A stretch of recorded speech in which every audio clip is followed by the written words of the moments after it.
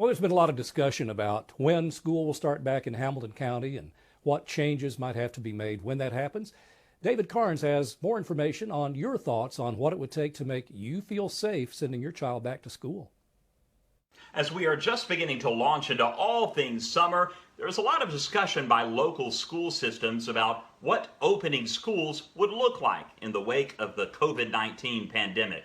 Well, I wanted to get your 3 cents on what it would take for you to be comfortable sending your kids back to school.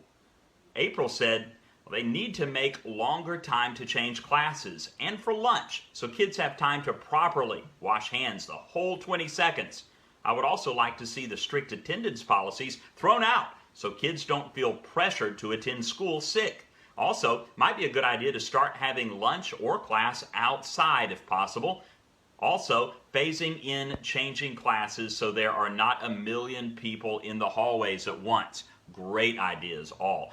Gary said they've got to open the schools no matter what.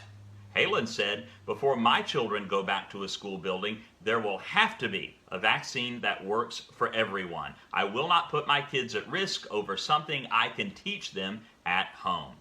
Roberta said, schools should open because the kids missed most of the school year this year. Everything needs to return to normal. This virus is going to be around like any other virus. They should not put restrictions on the kids. Lauren said, honestly, with the proposed plans, how can we expect teachers to teach when they'll have to be policing these kids about social distancing, wearing a mask, and walking on the right side of the hall? How can we expect young children to keep masks on when adults won't do the same?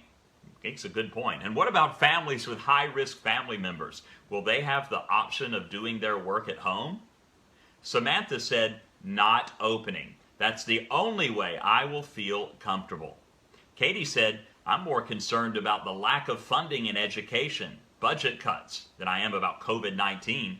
Melisha said, absolutely nothing. Business as usual. Susan said they penalize parents and students for being sick, so parents send them to school anyway. I fail to see how this would be controlled. I would like to know what they would have in place to protect and prevent. Hey, if you want your voice heard, the Tennessee Education Association has a survey on their Facebook page. The survey is confidential, and they will be using the information as they, quote, continue the conversations with Tennessee legislators, the governor's office, and policymakers in the coming weeks. Well, that's my 3 cents. If you have something on your mind, I want to hear about it. Give me a call at 423-643-9722 and give me your 3 cents.